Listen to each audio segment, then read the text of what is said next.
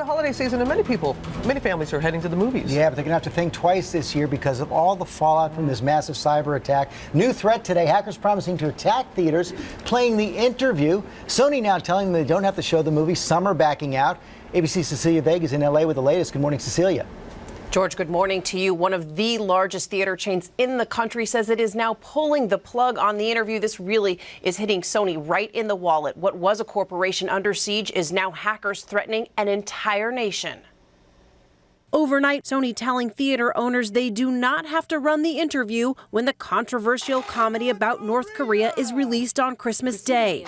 And so far, at least one theater chain already reportedly canceling all showings. This following the most dangerous warning yet from the group claiming it hacked Sony's servers. The hackers calling themselves Guardians of Peace issuing a threat invoking 9/11, implying there will be attacks at theaters showing the movie. Saying in a taunting online message, "We recommend you to keep yourself distant. If your house is nearby, you'd better leave." And promising soon all the world will see what an awful movie Sony has made. The world will be full of fear. So far, Sony not commenting on the latest threat, but the film stars Seth Rogen and James Franco called off their promotional tour after telling George Stephanopoulos, "We set out to make a movie that was really entertaining to audiences, and I genuinely think we did that, and that's where my job ends." The company is going to have to work with law enforcement to decide how seriously to take this threat. The FBI now investigating, and the Department of Homeland Security saying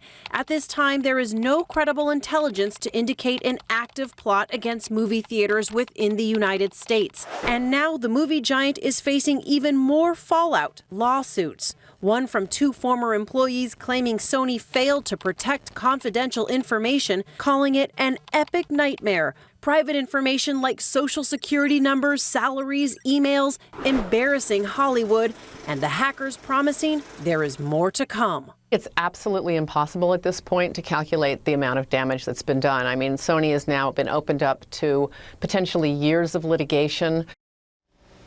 And by more to come, the hackers reportedly have released the entire email account of Sony Entertainment CEO George. This has just been one taunt after the next. Boy, it sure has to say. Let's bring in our Chief Justice correspondent, Pierre Thomas. And Pierre, this may be one of the biggest cyber attacks ever. Officials getting any closer to figuring out who's behind this? Good morning, George. This is a top priority at the highest levels of government. And my sources say they're closing in on who did it. Everything is being looked at, including the chance that someone from inside Sony could be involved. But I can also tell you that the North Korean government is a prime suspect. The attack was so sophisticated and brazen.